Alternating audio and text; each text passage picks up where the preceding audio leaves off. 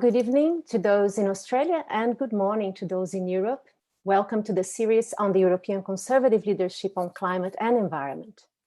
I'm Cristina Telaco, Chair of Coalition Conservation, and I'll begin by acknowledging the traditional custodians of country throughout Australia and their connections to land, sea and community, paying respect to their elders, past and present.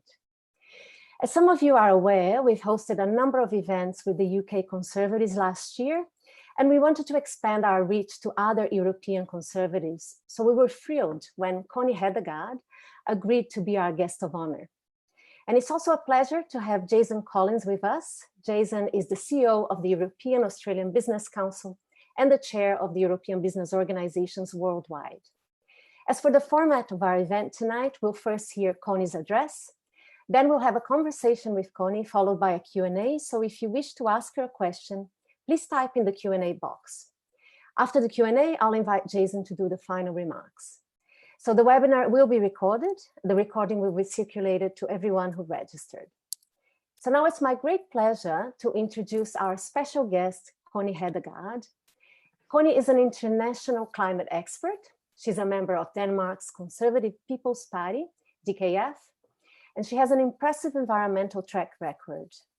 She served as Danish Minister for Climate and Energy, served as Minister for the Environment. She hosted the UN Climate Conference, COP15 in Copenhagen. Connie was also European Commissioner for Climate Action, and she developed the EU Emission Trading Scheme.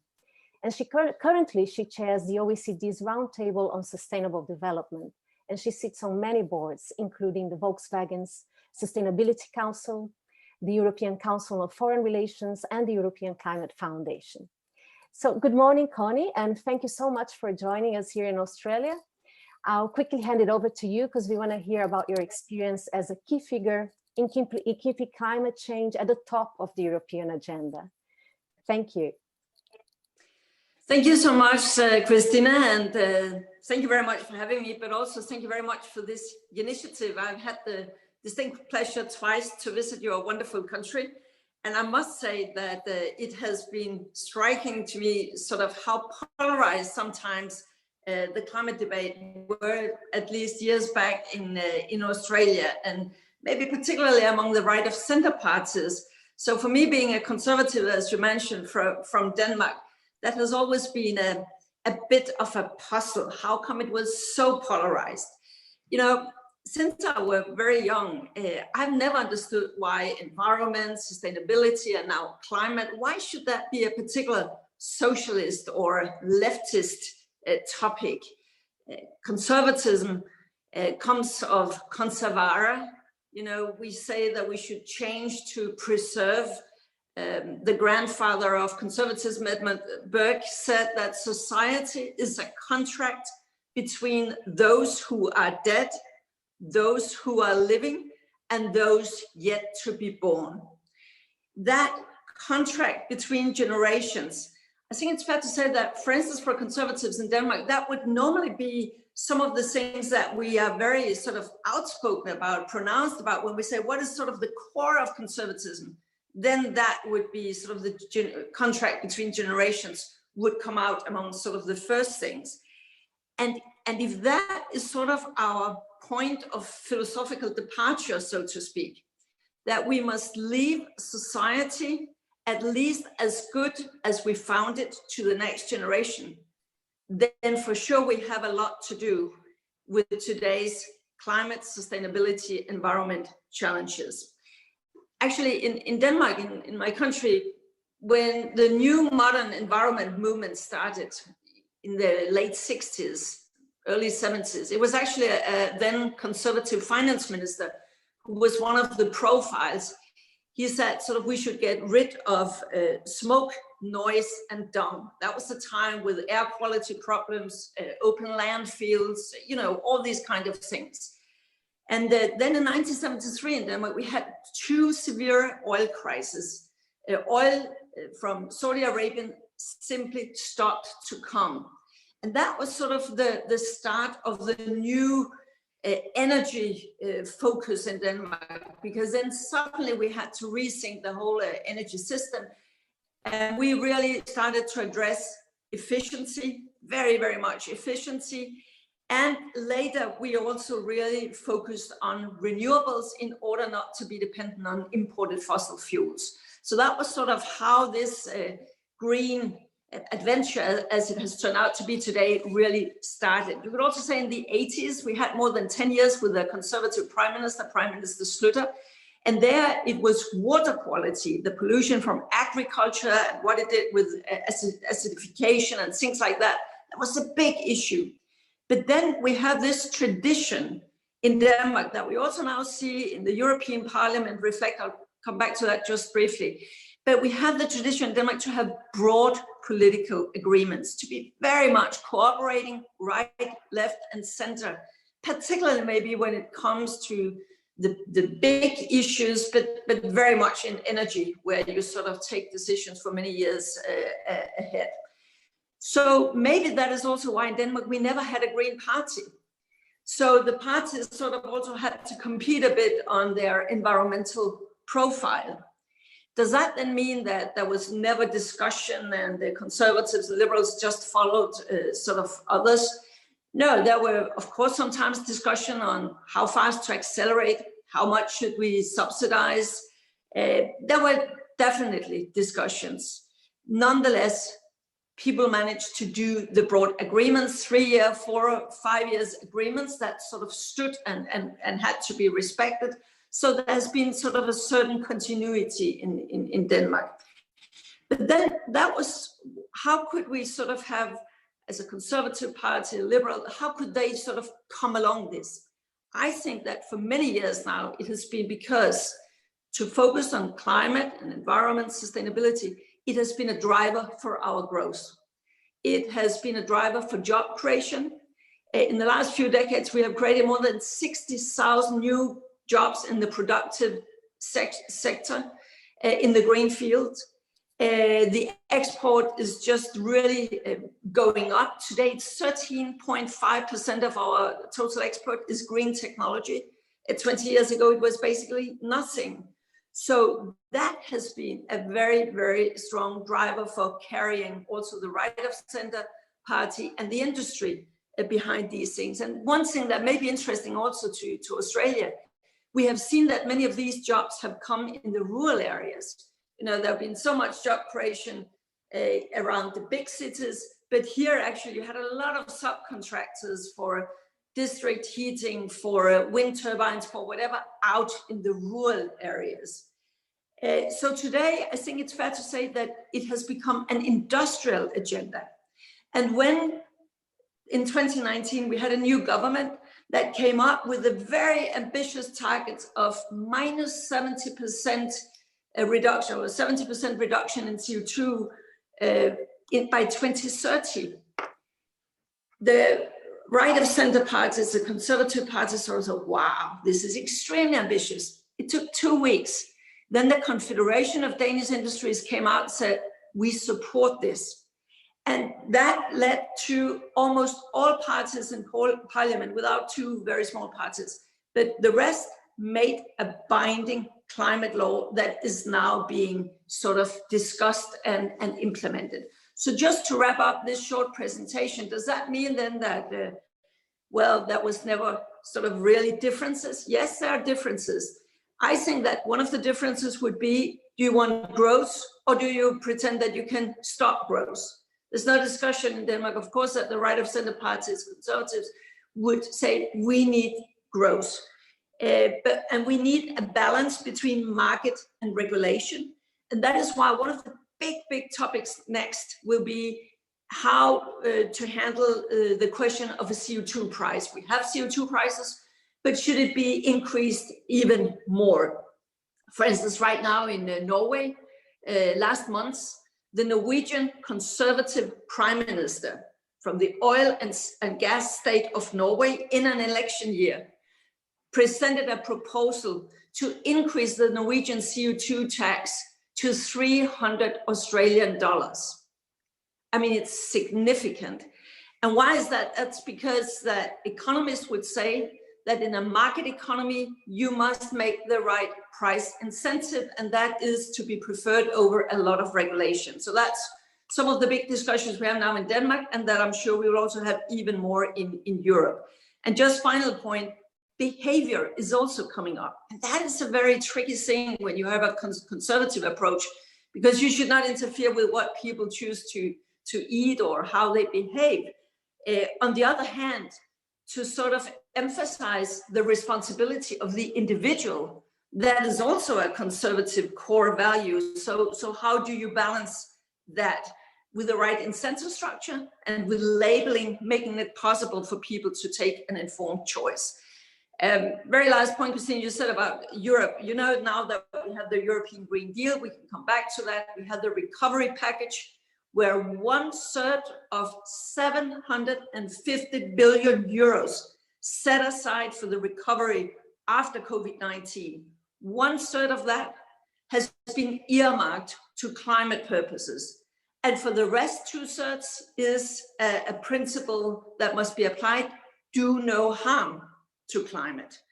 I think that maybe it's no coincidence that the overall headline of this big European endeavor is a next generation Europe, because it's spearheaded by two conservatives, the president of the EU Commission, Ursula von der Leyen, and German Chancellor Angela Merkel. So I think that you will see that sort of to conservatives in Europe, to take care of climate is a core value, because it is aligned with the philosophical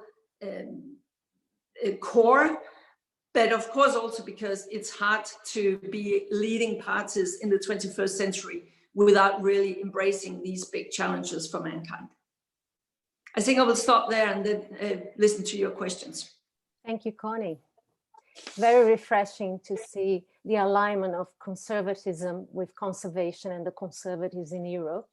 As you know, in Australia, it's been a little bit harder and a bit more difficult to reach this bipartisanship on climate, especially when it comes to things like carbon pricing and all sorts of other things to do with climate. So you must have had some pushbacks at some stage, obviously, during your time as minister, trying to advance a climate agenda. So how did you work, in overcoming those pushbacks whenever you wanted to push something forward?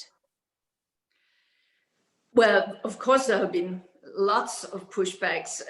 For instance, at some point, that was just before I was minister, they canceled in Denmark 2 planned wind farm parks. And that was criticized so much. You cannot imagine it. When they looked down in the polls, they could just see that whether you are a socialist or you are a conservative or whatever you are, people in Denmark thought this was not smart, and the industry was sort of also protesting. So there have been many of these things. But for instance, during the financial crisis in Europe, when I was at the European Commission, it was interesting when then President of the Commission, Barroso, went to the summits with all the heads of states in the middle of this crisis, and he sort of advocated that we should do more in the climate field. What was it that he could present to them? He could present that the job growth potential is enormous in the green sector, in health and in communication, but those will be the 3 growth sectors job-wise in Europe. And that was basically what even during the very, very tough economic crisis in Europe made it possible still to push forward climate policies, because people saw the economic growth potential and the jobs potential.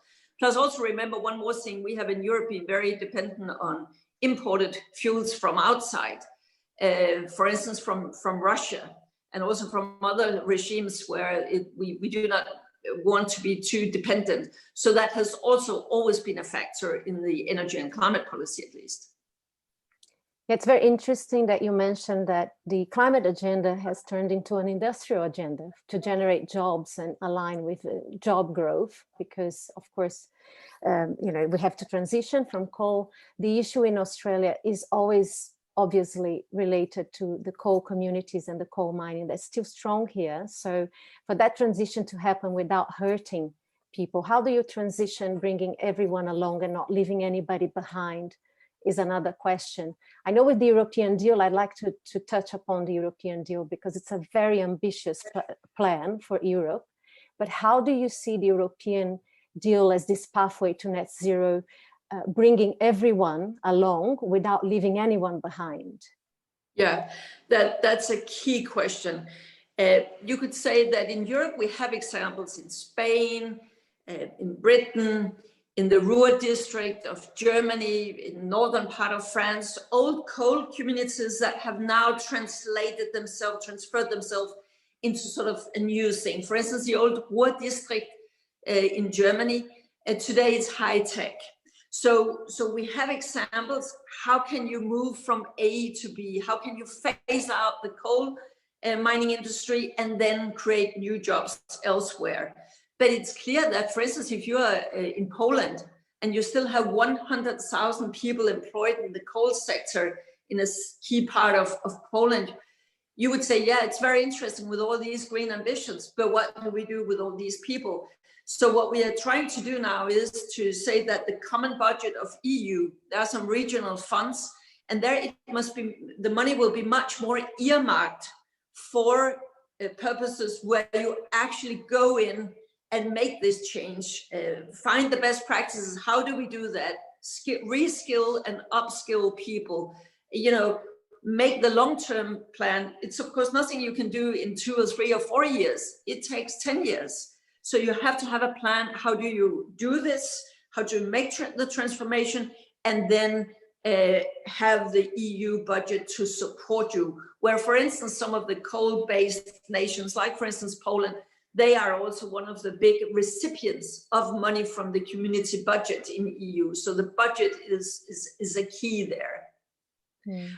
Another thing is energy efficiency, because energy poverty, for instance, is also in some of the member states in Europe, it's still a key issue.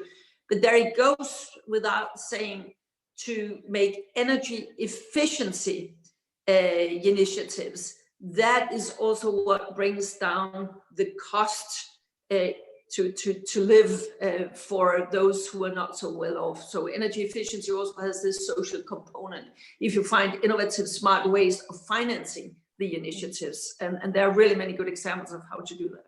Yeah, energy efficiency in Australia is still lacking a little bit. We're not very energy efficient. The houses are not properly insulated and things like that. And it's an area that I know the Europeans are trying to do a lot and put a lot of money towards, especially the UK. I was going to bring Jason in because he represents obviously a lot of Australian European companies in the energy sector. So I wanted to ask him and him to ask you and interact more about how do they make a difference and what are they doing, the corporates, that government can follow? Thanks, Christina, and Connie, great delight to see you again. I had the great fortune to be in Copenhagen during the COP15, which you chaired back in 2009, I think, and also your visits to Australia. As Chris has mentioned, there's a huge amount of focus and attention here in Australia, but also, as we know, internationally.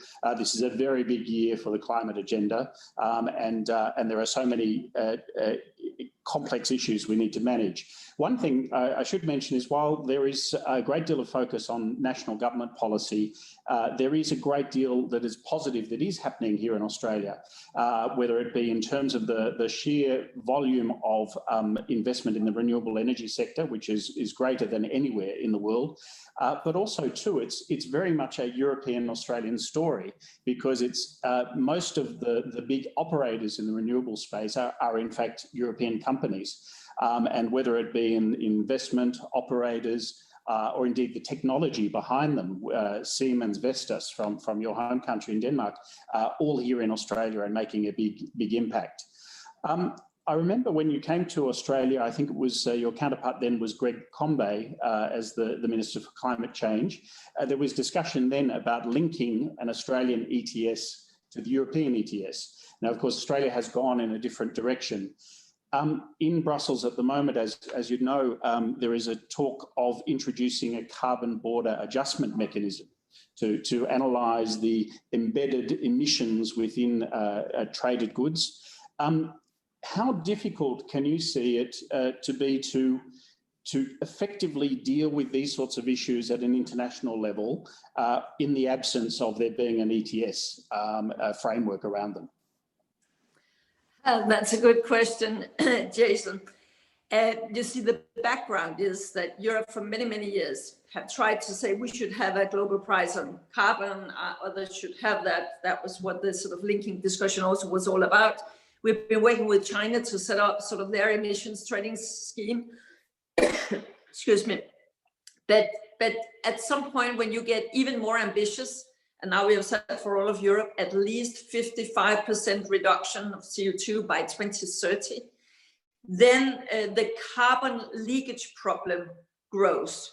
The fact that those that you are competing with, they do not have the cost of doing something about climate. And therefore this border carbon adjustment mechanism has come up more and more. And Ursula von der Leyen, she has announced that by June, the Commission, EU Commission, will present a specific proposal. Sorry. So I think that in one way or the other, EU will move forward on this, saying that if you have your own system, fine, but if you don't do anything or you don't have the cost, then because it's not in order to secure that it's not unfair to our companies, we will have some kind of border tax. I think that it is absolutely key that EU will reach out to other economies to take care that this will not end up in a total trade war nightmare. But I think that with the election of President Biden, there is also new interesting chances to work with the US on this, because actually Biden in his campaign announced that they should do something in that direction in the US. And I even happen to know that there are Republicans behind the scenes in Congress, some of the strategic advisors that are working on something similar. At the OECD roundtable, we have had some roundtables on this, and there have been American participation before the elections, and also from the Republican side. And they are doing white papers and so on and so forth, because they know that at some point in modern trade regimes, we have to address this problem.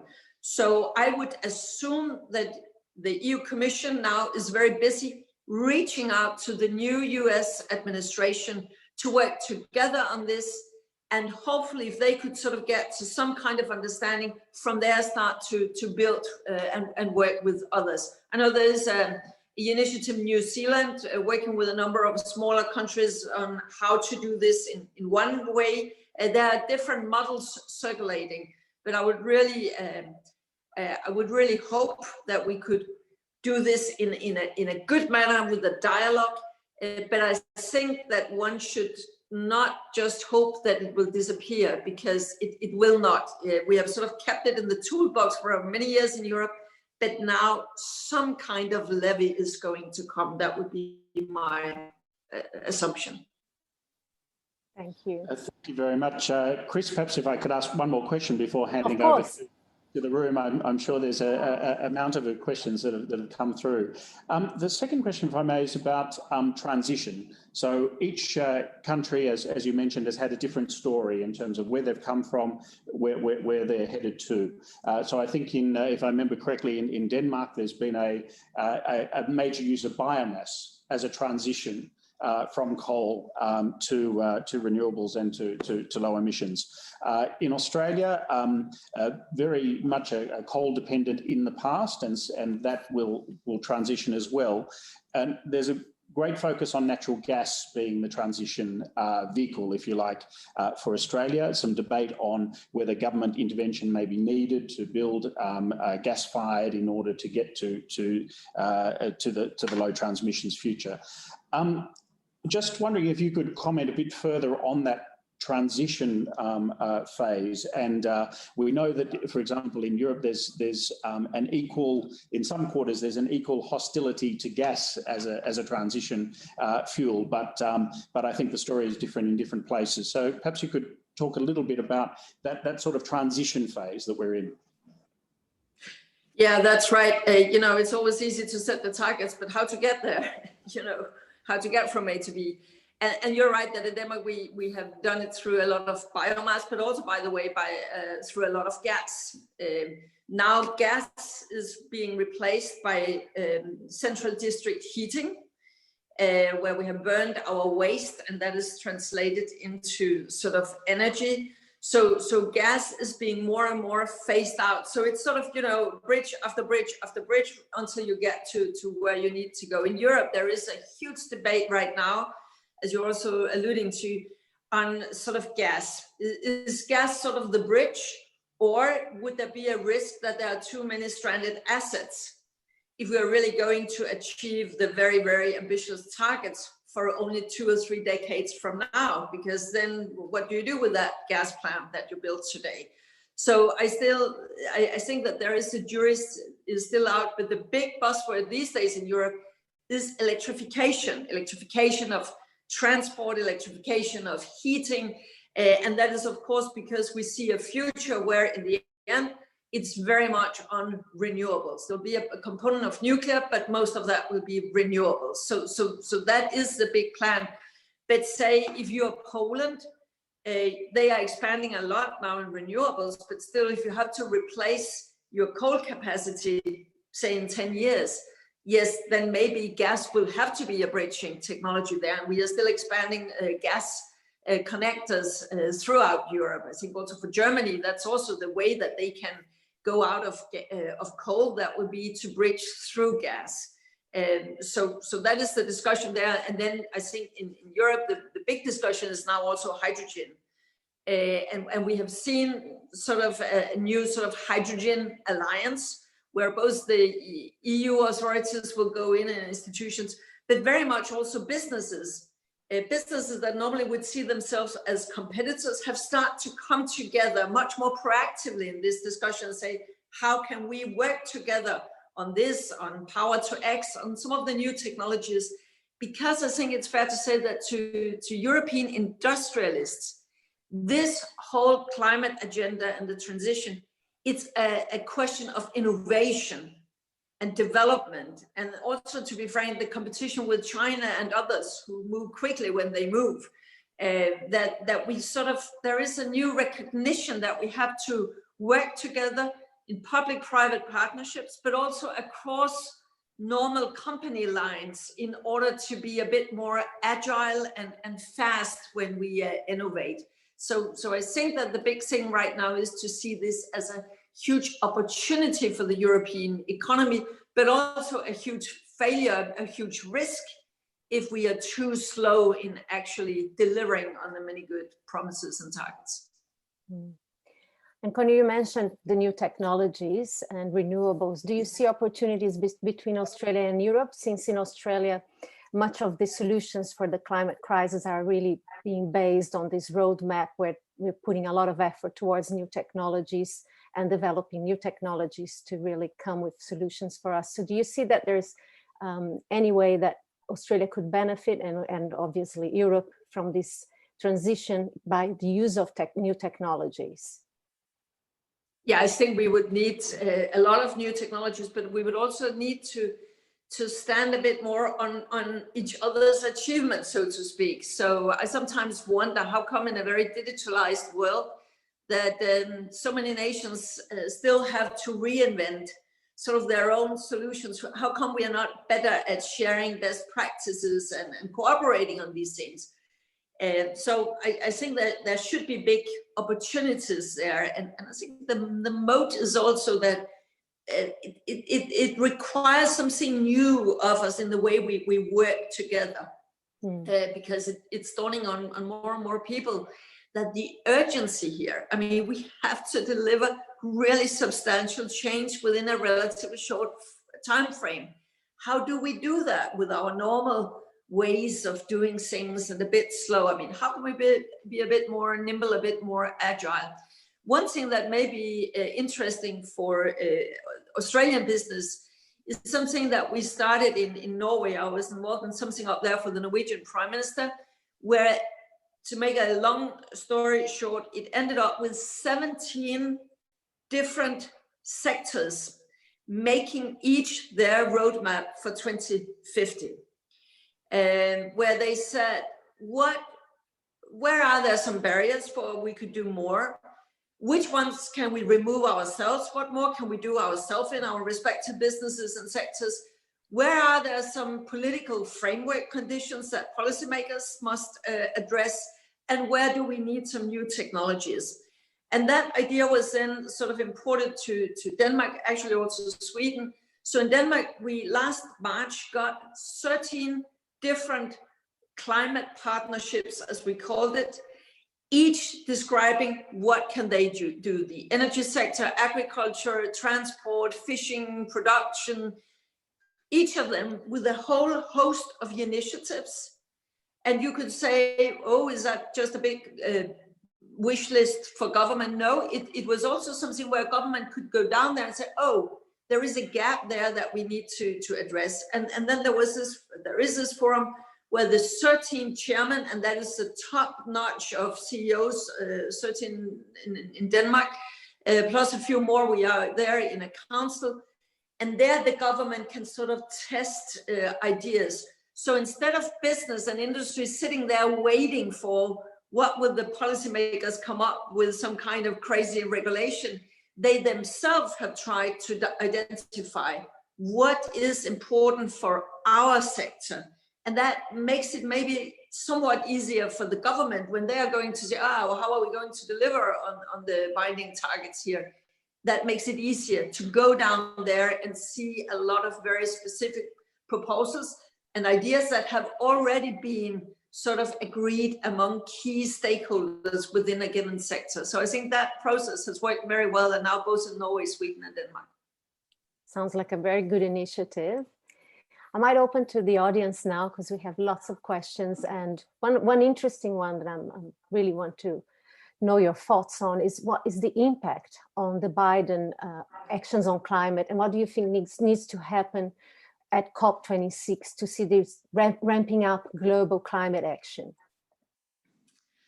Well, it's early days to say what would be the impact, but alone the fact that on his very first day, or inauguration day, that President Biden then sort of signed the paper so that US could re-enter in the Paris Agreement. And as I see it, that means re-enter on the international stage when it comes to climate.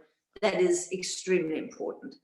I mean, we don't know as of yet how much can they really do domestically in the US. And even during the Trump years, we have seen a lot of activities in their cities, in their states, governors and mayors, and many business have been doing a lot of things. Investors have been really changing the way they see things in the United States. So in the US, no matter who is the president, what the administration, then a lot of things will always be happening on the ground.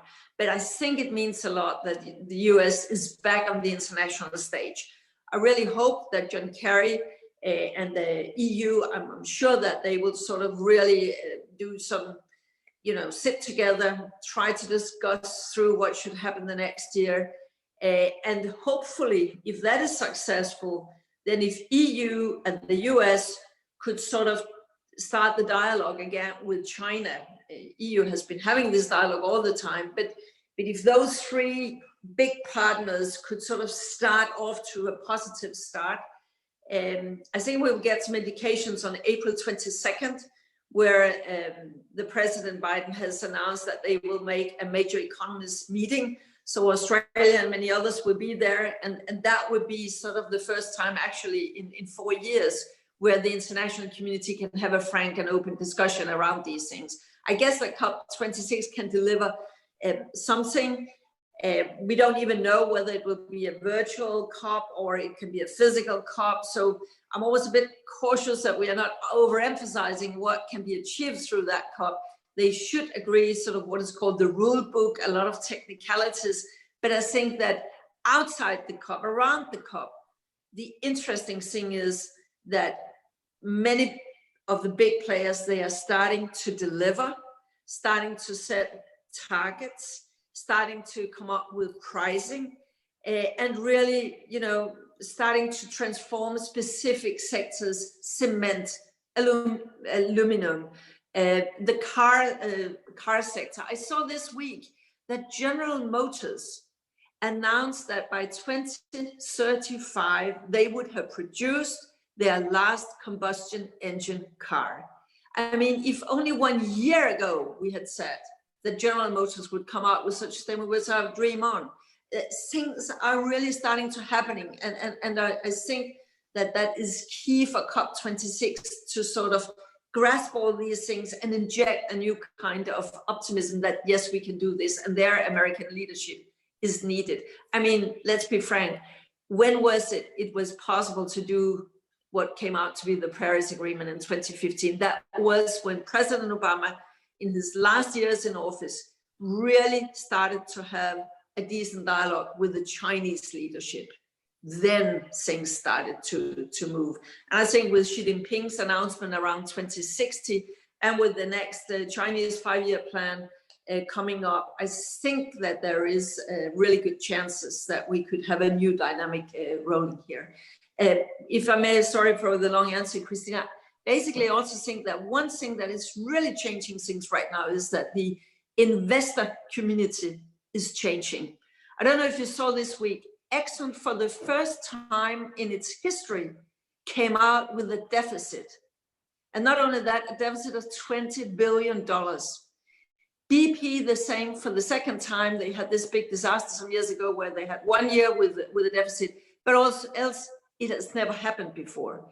And Blackstone comes out and say, BlackRock comes out and say, we will really now withdraw from all fossil fuel investing companies. I mean, there are some profound things happening in the investment community that trickles down to business and where they sort of prioritize to invest. I mean, when that starts in a capitalist, market-based society, then things really start to happen. Certainly.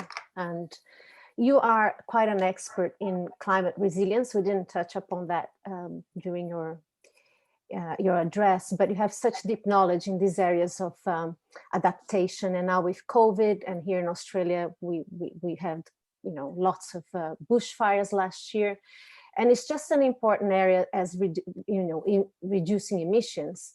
Could you tell us a little bit about your experience in these adaptation technologies, how you develop this strong science and economic base for the Europeans on that front?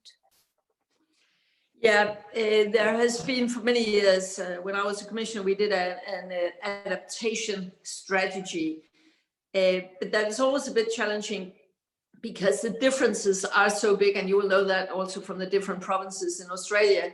So much of the authority when it comes to specific adaptation initiatives will often lie with the communities, with the cities, decentralized. But for instance, now all EU member states must have a national adaptation strategy. We try to sort of have a common entrance digitally, where you could sort of, if you're sitting out there somewhere, you are dealing with, be it bushfires or droughts or flooding or whatever problem you have, you could go in and see what are the best practices, which kind of technologies work, what has been proven, what does not work, try to shortcut a bit to the good solutions. And now the EU is revising its adaptation strategy. It will be launched later this month. And actually, I'm chairing something that we call a mission in EU. The EU have sort of launched 5 missions where they say, why don't we pool all our resources in addressing some very big challenges: oceans, plastic, cancer, soil and food, and then adaptation to climate change and societal change, where we are looking very much on what you just mentioned, Christina, resilience, because we think that in light of COVID, we have all seen what it means to ignore the warnings of science, meet them unprepared, not adapt to what we know is coming.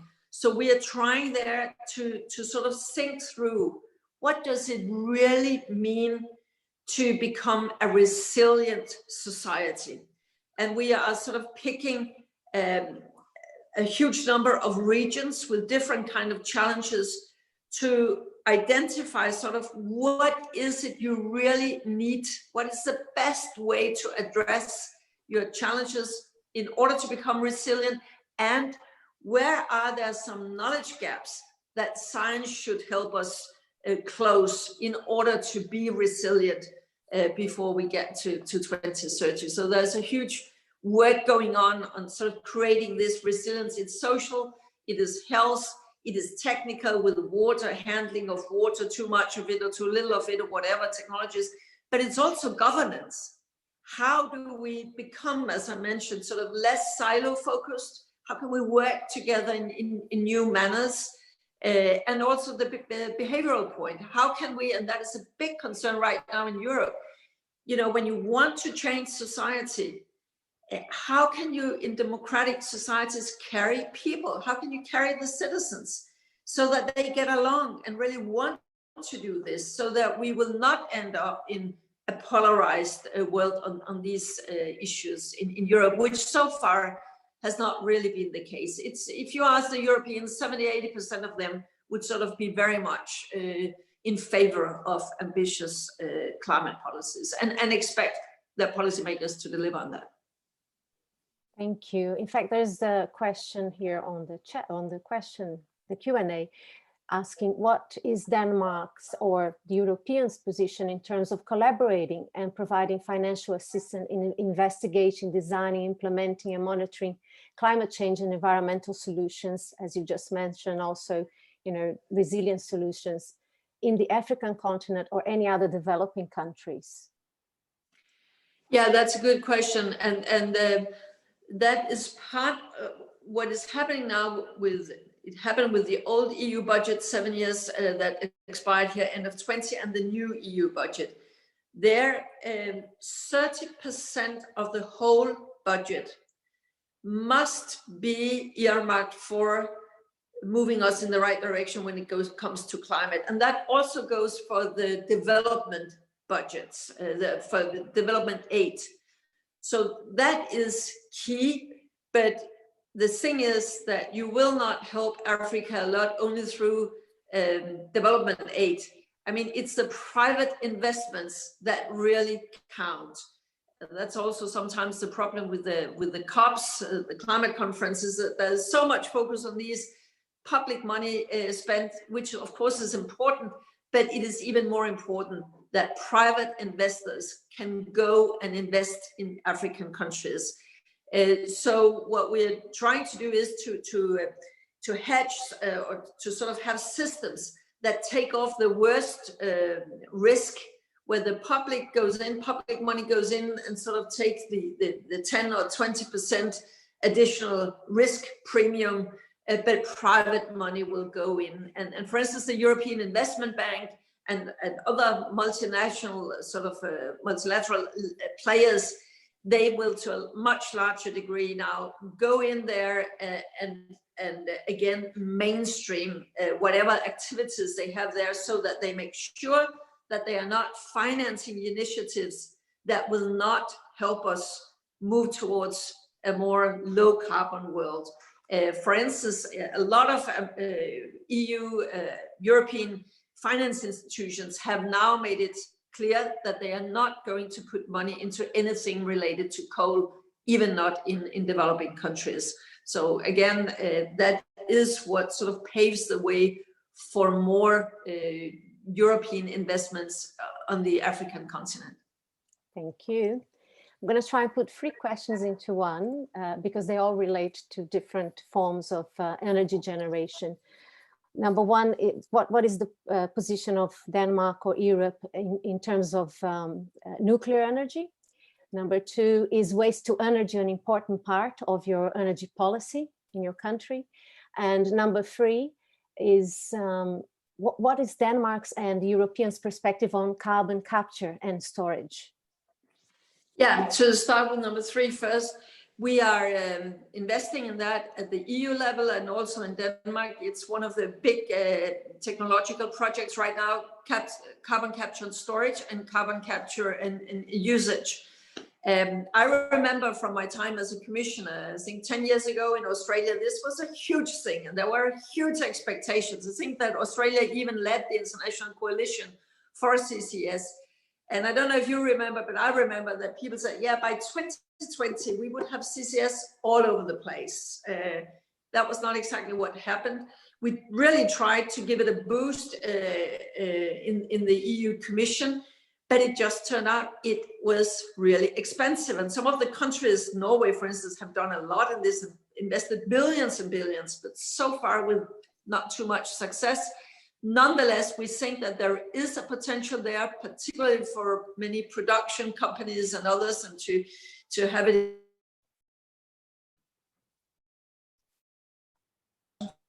facilities. So we are investing in that. Of the innovation money will go in that direction. Sorry. Then the question on waste to energy. Yes, in Denmark, we have had a huge success with turning waste into energy. And that is sort of what is behind the central district heating. Now, however, we do have a challenge for the future because we have a lot of waste handlings and energy producing facilities that have been invested in. But now when we want to go in a more circular economy direction, you should not burn waste, then you should reuse and recycle it. So there are some challenges now, but because again, if people 10 years ago invested in a big facility for treating waste and making it to energy, you cannot just overnight change and say, oh, now we are moving into a circular economy direction. So right now it's challenging to sort of balance the right speed with which you can make this transition. But we have had huge success with that. No open landfills in Denmark. That was in my childhood, we had that, but now you would never see that in Denmark.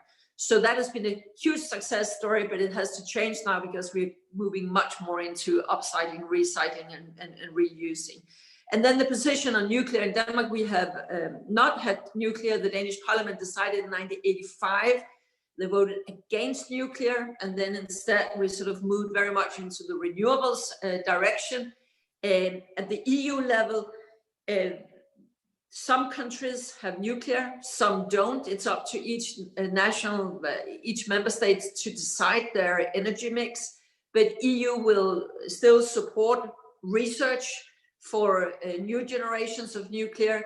So you will see in a number of European countries that they are coming back to nuclear. Also some who have not had it before, Finland and the Netherlands, for instance, they are now building nuclear power plants. One should only remember that it's really expensive. And if in doubt, ask in Finland, where they have seen that it was not only expensive in the planning phase, it was even more expensive before it is sort of up running there. I think in the UK right now, they have this huge plan that they want to build, Hinkley Point. So far, I mean, the economy looks as a disaster, and one of the big energy players in Europe withdraw from the project because they saw that it was too expensive. It was simply not profitable. So there are challenges there on the economic side, but you will have nuclear as part of the energy mix in different states in Europe. Thanks, Connie. There's another question here. It's many of the top climate scientists and others are calling for the necessity to reach 2030 net zero globally in order to keep us safe and under 1.5 degrees. You mentioned all the plans for the next 2 to 3 decades. Can these plans be brought forward and achieved in 1 decade? And secondly, in some countries, national politicians see this much more ambitious 2030 target as a leftist agenda. So how do we make this a central agenda? Yeah. The first on the zero emissions globally, there is a long way until we get there. I mean, sometimes it's also, yeah, we must be ambitious, but we also have to be realistic. We are becoming still more people on planet Earth. In Africa, south of Sahara, there will be an enormous boom in number of people who would want modern commodities and things like that. So I think we can come a long way with technology development and be better at applying them and disseminating them faster. But I still think that have a global zero emission target by 2050. I have not come across anybody who would say that that is realistic, but but for the developed world, that should be feasible.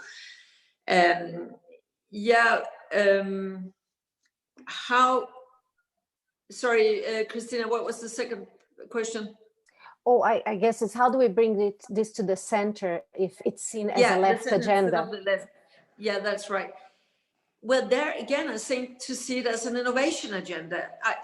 To be very frank, I think that there is a risk that if the social market economy that most of us are living in, if the social market economy cannot handle the climate change challenge, I would fear that a young generation would lose their patience and more would call for much more radical solutions, be that anti-growth or a total change of system or revolution, call it whatever you want. I think that for those of us who are in favor of the capitalist system, there also is an obligation now to show that this system can handle this huge challenge. So I really think that we have to take care that we are delivering, not just talking and not just, oh, not now and can't it wait. I really think we don't have too much time to prove that this social market economic system can handle this kind of challenges. And one of the ways that it can handle it is through innovation. It is through using maybe also the digital options much better. We could disseminate good solutions and technologies much faster. Now, is that a daunting task? For sure it is. Yet on the other hand, I mentioned General Motors before, and Christina mentioned when you welcomed me that I'm on this Volkswagen Sustainability Board. I mean, in Volkswagen, they have now whole production units, whole company, production plants that are 100% producing electric vehicles. Nobody would have thought that 3, 4, 5 years ago. It is happening. I saw that in Germany in 2019, 3% of all new cars were electric in 19. The year after, 2020, it was 14% that was electric. So just to say, things are changing. I spoke with the CEO of Porsche. He said that by 2030, 70% of all new Porsches would be electric. So, I mean, huge innovation is happening. And I don't think we should underestimate the potential. We can do a lot, particularly if we are better at cooperating and also sort of have public-private partnerships. And maybe also one thing we should think about in sort of the West is our research communities. I don't know the figures for Australia. I know for Europe, for many years, we have sort of kept the public spending for research around 1% of our GDP. I mean, that percentage is higher, I assure you, in China. It's 4 to 5%. So there's also something there. Are we prioritizing innovation and research as much as the situation would require from us? But I think we can do it. But I think it's extremely important that it is a mainstream political agenda and not just something for the pros and the cons on the fringes. And on the point of research, there's a question here. Could you comment on how in Denmark the carbon tax was actually given to companies for R&D to ensure that there's developing better energy efficiency products? Yeah, there are systems. I cannot sort of the details of that, but there are systems that if you invest in research, then you can have deductions. So it pays off to do the research. But there is also a CO2 tariff, and that we have had since 30 years or something like that. One could easily argue it's not high enough, but it is there. But then it is being constructed in a way so that very energy intensive companies, they will sort of be cushioned a bit. If you're producing cement or you grow greens or whatever, you know, there can be some where you would have to sort of take care that in order for the jobs to stay in Denmark and not to be going elsewhere, that you would have to cushion them a bit for that. So that has been done in Denmark, and also in the European emissions trading scheme. Obviously, there are compensation. The incentives are built so that you know, it is you will get the quotas according to best in class, but some of the money will go back into a revolving system so that it can be benefiting those companies who are actually innovating and modernizing. And I think that's one of the discussions we will have even more in Denmark if the CO2 price is going to go up, and I would think that that is going to be the conclusion within the next year. Then quite a significant portion of that money will have to go back to business, earmarked for their innovation, because that's of course also a way that the sectors will much better accept that kind of taxes. And if I may, Christina, also there's one thing that is a big dividing line between right and left right now in Denmark, and that is on these CO2 prices. Because the conservative approach would be to say, okay, if we need a higher price on CO2 so that it cannot pay, I mean, it doesn't pay off to pollute, it's fine, and there should be an incentive to innovate. But then other taxes will have to be reduced accordingly. That would sort of be the right of center position for these negotiations, where if you're a social democrat or a leftist, you will not be preoccupied with that. So I think that that is one of the big ideological battles that we are in for the next few months. If you are increasing some taxes, then others should be reduced, or should an increased CO2 tax just be yet another increased tax? Thanks, Connie. I think we've only got time for one more question. So what key actions could Australia learn and adopt from the transformation of Dong, the Danish oil and natural gas company, one of the most coal-intensive electricity companies, turning into Ørsted, a global giant in renewables? Well, I'm not the one who should advise. I'm sure that the audience know the Australian situation in details much, much better than I do. But I think that one of the lessons that we have learned in Denmark is it works to agree on the long-term targets. You need time to do this. And it is incredibly important to try and have a strong political buy-in so that you will not have stop-go policies. Stop-go policies is poisonous for the companies who want to invest. So the broad coalitions, I really think that if there is any secret behind what we have been doing in Denmark, then it is that despite all the differences, there have been sort of a main road that different stakeholders and actors could sort of count on.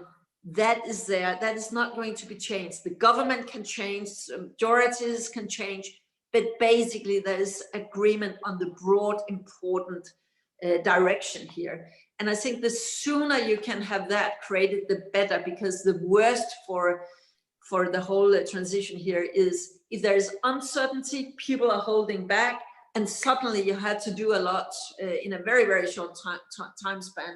That will end up being the least cost-efficient way to do that, and probably also end up not being an advantage when it comes to competitiveness.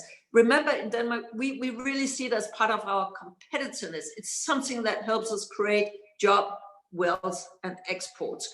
And I think that if you see it through that lens, it is actually something that creates new opportunities and not the opposite.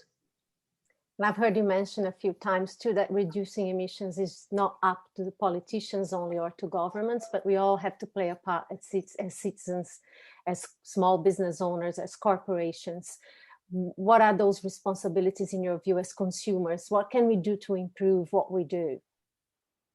I think there's a lot we can do. You know, now I mentioned cars a few times. What kind of car do we choose? What kind of commodity do we choose? What about our diet? I I know, I mean, 5 years ago in Denmark, if you just had mentioned this issue around sort of red meat and things like that, people would have thought you are absolutely crazy. Today, you can see in most families, they have changed their diets. If you ask the big supermarket chains, they can see that in line with more knowledge getting out there on what is best or worst for environment, people have started to change their diets. Something as difficult to change behavior with, but that sends signals to those producing the goods and the big meat producers, the big dairy producers. They have started to embrace and set ambitious zero emission targets. So, I mean, as consumers, we have a huge influence through our daily choices, but we also have an obligation. And I would say, particularly as a conservative person, I mean, I would not like to live in a society where this whole transformation came only top down from the state and down to each of us. So I think if you want to avoid that scenario, that kind of society, then each of us, wherever we are as citizens, as workers or employers in the daily business working life, or at the political level, we all can do something in our daily life to be more aware of this and incorporate it. And that's a big trick, not to have it set aside as, oh, that's environment. No, this is something that must be embedded in the way we think growth in the 21st century. And I think those who best understand that and first start to act accordingly, they will also be best positioned as societies, but also as companies in the competition of the 21st century. Thanks, Connie. I would love to ask a lot more questions, but that's all the time we had for the Q&A. So I'd love to now ask Jason to step in and make the closing remarks and your vote of thanks. Fantastic. Thank you, Christina, and most especially thank you, Connie, for spending the time with us today. I think it's been an incredibly rich conversation, both in terms of really, I guess, going through the complexities, but also the solutions. And we know that this year is a very big year on this agenda. Much has changed just in a few short weeks, really, in terms of the framework for this year.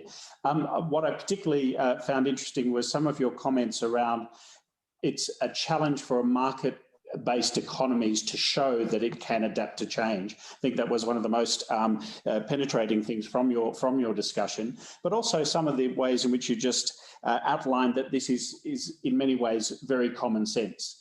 We know that electrification of fleets are coming. So rather than sort of debating about certain things, let's get on with just planning for what that future is inevitably going to look like. And these are, I think, some of the great challenges that you've commented on with real clarity for us. From my organisation, the EABC, we see enormous opportunities for more collaboration between Australia and Europe in some of the ways that I outlined before. We have a free trade agreement negotiation underway, which is, of course, about all of the traded goods, but it's about services. It's about collaboration on climate. It's about a whole range of other things, including Horizon Europe, which is an incredibly exciting platform for innovation collaboration. You mentioned marine sciences as just one area where obviously there's a huge amount Australia and Europe can be doing together. It's, I think, colleagues, remarkable to have someone who has been part of this agenda for a very long time, having chaired the COP meeting in Copenhagen back in 2009. Connie, we hope that you'll come back to Australia before too much longer. When that's possible again, of course. But I think for all of us, can I just say thank you very much for spending this time with us, and we look forward to all the good work that you continue to do.